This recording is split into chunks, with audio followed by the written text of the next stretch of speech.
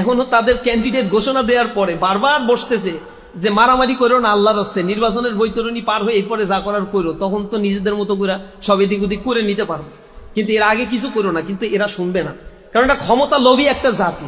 ক্ষমতাই যদি না পায় তো দল কি করবে? তারা দেশের জন্য কিছু করে না। এই যে 166 জনকে তারা হত্যা করলো, তার ভিতরে পাথর মেরে প্রকাশ্য দিবালোকে আইয়ামে জাহেলিয়াতের মতো মানুষকে হত্যা করলো। 67 জনকে ধর্ষণ করেছে, যেটা পত্রিকায় আসছে, আর পত্রিকায় আসে না এরকম অসংখ্য ঘটনা আছে, এগুলোর হিসাব আমার কাছে নাই। আমি হিসাব করতেছিলাম যে কতগুলো চাঁদাবাজির ঘটনা ঘটছে, টেম্পো স্ট্যান্ড দখল, বাস স্ট্যান্ড দখল থেকে শুরু করে মানুষের সম্পত্তি লোপাট করার কত ঘটনা ঘটছে।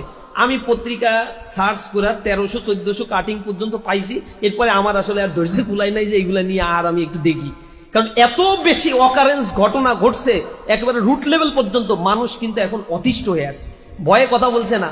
প্রশাসন তাদের পাক্ষিকতা আচরণ নিচ্ছে, একপাক্ষিক আচরণ করছে প্রশাসন।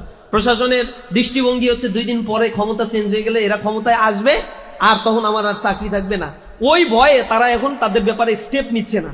কিন্তু আমরা বারবার প্রশাসনকে বলছি যে আগের দিন নাই।